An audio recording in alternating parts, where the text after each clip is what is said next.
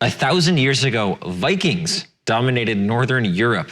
Everyone knows about their longboats and their famous raids, but a central Wisconsin man is trying to resurrect another part of their history. Ethan Krinke joins us in the studio with more. Ethan?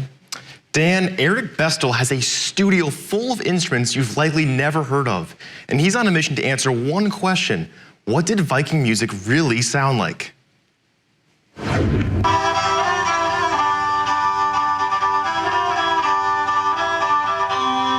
Eric Bestel spent part of his day playing the tagelharpa, an instrument from the Viking Age. The Iola, Wisconsin music teacher is trying to recreate the music Vikings would play and dance to. The whole hobby project started when he saw a video on one of the instruments. And I was like, oh, I bet you I could make something like that. And I went downstairs and in my workshop and just started building some stuff, and I really liked it, and it just kind of became the focus. He has built almost 12 total instruments.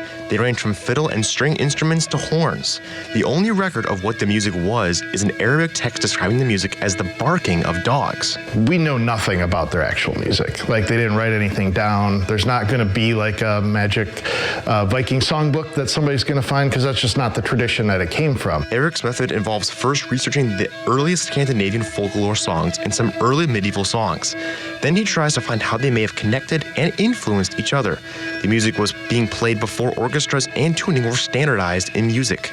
That means that Viking music was most likely very simple. They aren't instruments that were designed to be like, okay, I want to make an instrument that sounds like this for this tuning. You know, standardized tuning didn't even exist.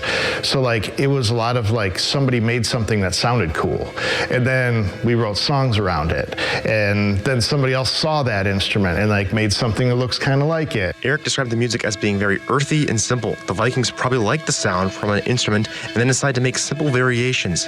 Eric has made 3 albums worth of songs and doesn't see any end to how much music he can make. It feels like a direct connection to like the music of that time, whether or not it is what the Vikings music actually sounded like or not, we don't know, but like it's a connection. You can kind of feel how it's connected to that time. You can find Eric's music on Bandcamp under the name Skug Troll.